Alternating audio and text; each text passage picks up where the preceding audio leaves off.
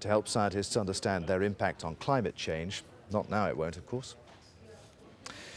Now to Mexico, where the president has flown across the border to complain to the United States. Felipe Calderon says that the U.S. isn't doing enough in the drugs war that's being waged on the country's southern border. Kimberly Halkett has more. You can count on us. It was a warm welcome for Mexican President Calderon at the White House, but behind the public smiles and handshakes, a strained relationship between the two countries remains. The reason, the escalating violence in Mexico's drug war. Calderon criticized the United States for not doing enough to help his country fight organized crime groups responsible for the violence. He blames the U.S. for turning a blind eye to weapons seeping south across its border and not doing enough to stop U.S. demand for illegal drugs. Thousands of military officers and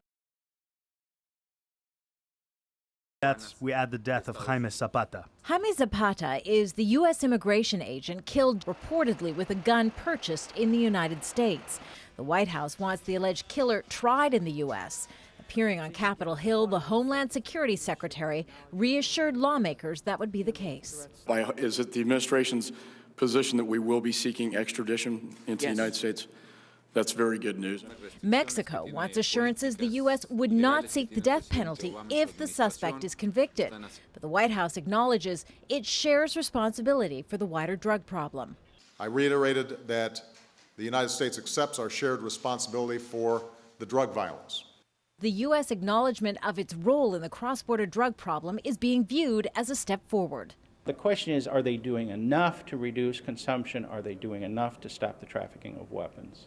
The U.S. is giving Mexico more than $1 billion a year to help them fight the drug cartels. Washington hopes this will help turn down the temperature in its often heated relationship with an ambivalent neighbor. Kimberly Halkett, Al Jazeera, Washington. At the Cricket World Cup, the West Indies has been giving a cricketing lesson to co-hosts Bangladesh. We'll have all the latest next.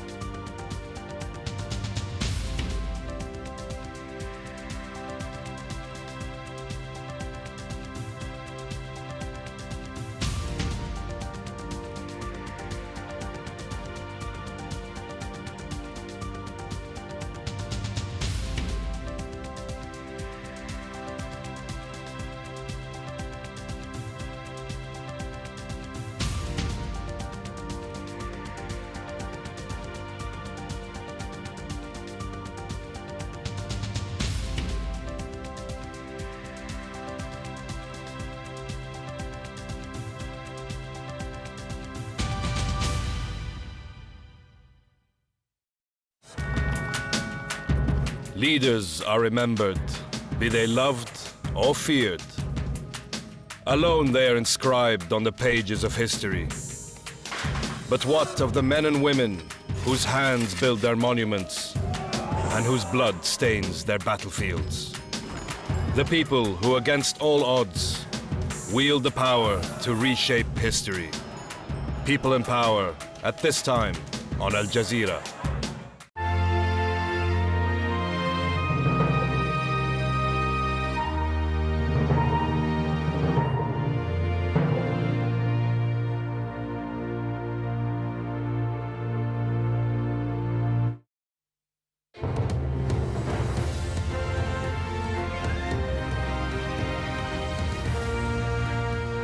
All right, Salah's here with all the sport, and Fergie's in trouble. Well, we'll start with cricket first. A huge disappointment for the home crowd. Co-host Bangladesh have been humiliated at the Cricket World Cup. They were bowled out for just 58 as they were thrashed by the West Indies in Dhaka. It all started to go wrong after just 3 deliveries of this Group B clash. As star batsman Tamim Iqbal edged to slip for the duck. Their final score of 58 all out is the fourth lowest score in the World Cup history. It was never going to test the West Indies batsman, Chris Gayle, helping to knock off the runs with the minimum of fuss. The West Indies eventually winning by 9 wickets. They go second in Group B. Meanwhile, in Group A, there was a bit more of a contest between Zimbabwe and New Zealand. Zimbabwe at least managed to make it to 3 figures in Ahmedabad. But 162 all out wasn't going to test the New Zealand batsmen. Openers Martin Guptill and Brendan McCullum smashed 166 for the opening wicket.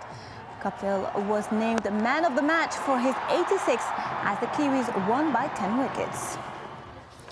Football now. Manchester City defender Kolo Touré could face a 2-year ban from the game after failing a drug test.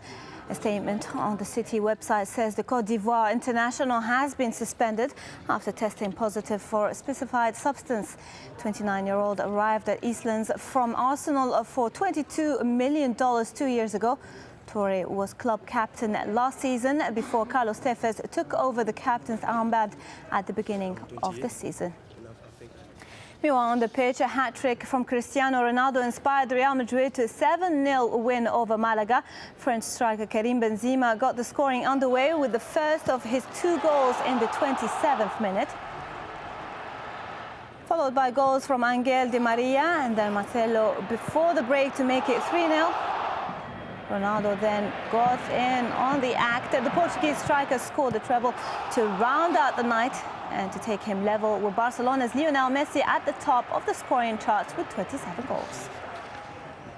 And that was better luck for Malaga's relegation rivals and bottom club Almeria. They managed to salvage a 1-1 draw against Racing Santander. Despite having a player sent off, the visitors scored first through Gonzalo Colza in the first half. But the home side equalized after the break. Captain Albert Cruzat scored from the edge of the box to give his side a vital point. 1-1 is how it finished. Manchester United manager Alex Ferguson has cancelled his usual Friday press conference ahead of his side's away match against Liverpool on Sunday. It comes after he was charged with improper conduct for comments made about a referee in his side's 2-1 loss to Chelsea midweek. Meanwhile, Manchester United legend and former player Eric Cantona has said that his old side will be in trouble when current manager Ferguson leaves the club. The Frenchman, who made 144 appearances for United in his time at Old Trafford, believes the 69-year-old Scott's 25 years in charge will mean hard times for the club when he finally steps down. Alex Ferguson is at the club. He's successful. He's unbelievable. He's one of the best managers in all time in the world. He's still successful. He adapts to all kind of generations. It's unbelievable. So I think after him it will be difficult. Manchester.